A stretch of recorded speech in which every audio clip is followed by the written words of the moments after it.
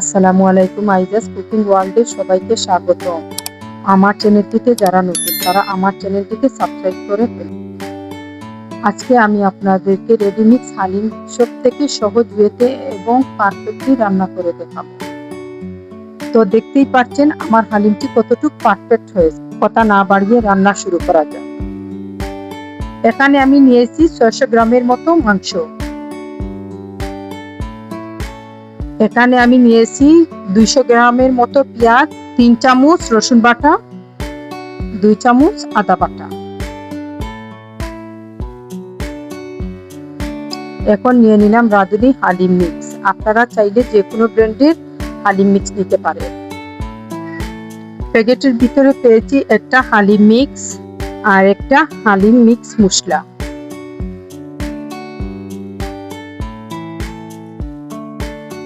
এখানে আমি হালিম রান্নার সময় শুধু এই মশলাটুকু ব্যবহার করব, আর অন্য কোনো মশলা ব্যবহার করব না। এখন আমি চুলায় একটি পাত্র বসিয়ে দিব। পাত্রটি হালকা গরম হওয়ার পরে তেল দিয়ে দিব।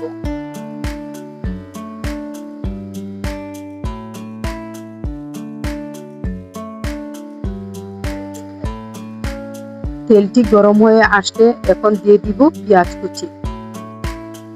পেঁয়াজ কুচি দেওয়ার পরে হালকা নাড়াচাড়া করে দিব।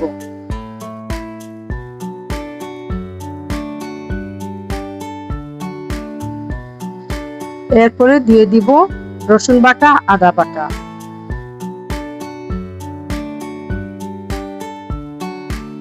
বাটাগুলা দেওয়ার পরে ভালো করে কষিয়ে নেব।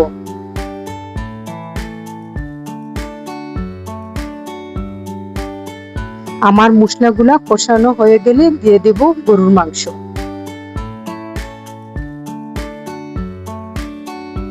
মাংস দেওয়ার পরে দিয়ে দেব পরিমাণ মতো লবণ। লবণ দিয়ে মশলার সাথে ভালো করে মাংসগুলো কষিয়ে নেব।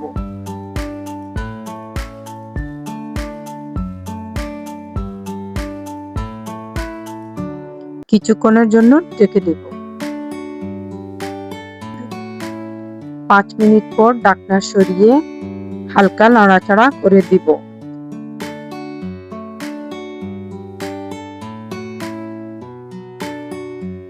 এখন দিয়ে দিব 1 কাপের মতো গরম পানি।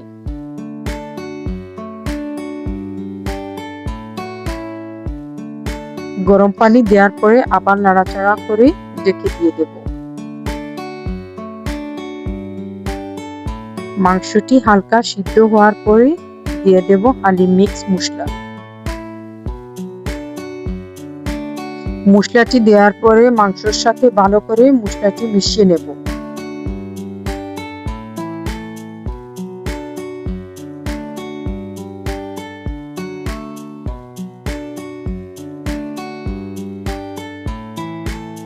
আবার কিছুক্ষণের জন্য ঢেকে রাখবো।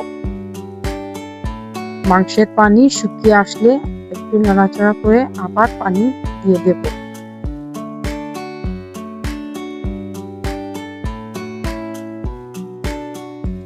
মনে রাখবেন, এখানে আমি সবসময় গরম পানি অ্যাড করছি যাতে মাংসটাও ভালো করে সিদ্ধ হয়।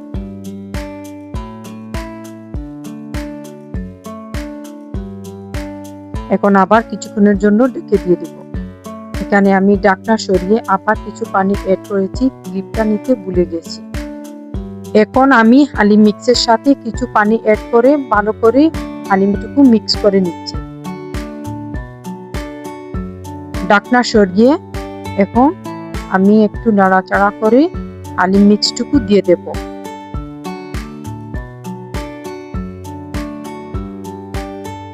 হালিম মিক্সটুকু দেওয়ার পরে ভালো করে নাড়াচাড়া করে মাংসের সাথে হালিম মিক্সটুকু মিশে দেব। মিশানো হওয়ার পরে একটু পানি দিয়ে দেব।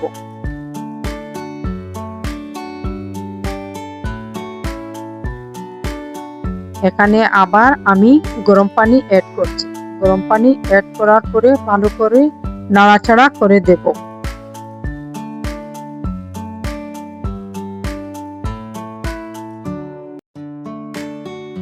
হালিমটা ভালো করে নাড়াচাড়া করার পরে এখন দিব ঢেকে।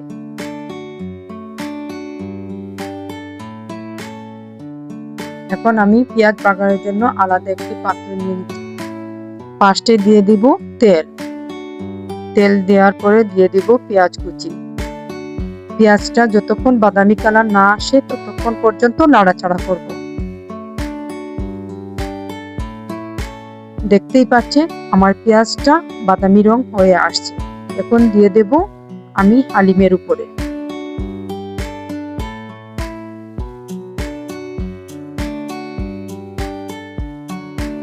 পেঁয়াজটা দেওয়ার পরে এখন হালিমটা আমি ভালো করে নাড়াচাড়া করব, যাতে পেঁয়াজটা ভালোভাবে হালিমের সাথে মিশে যায়। সবশেষে দিয়ে দেব ধনেপাতা। ধনেপাতা দেওয়ার পর আমার রান্নাটা একদম কমপ্লিট হয়ে গেছে, পারফেক্ট হালিম। এবার আমি আমার হালিমটা পরিবেশন করছি। আপনারা এভাবেই ঘরে সহজভাবেই হালিমটা রান্না করে ফেলুন, পরিবারের সাথে একসাথে এনজয় করুন।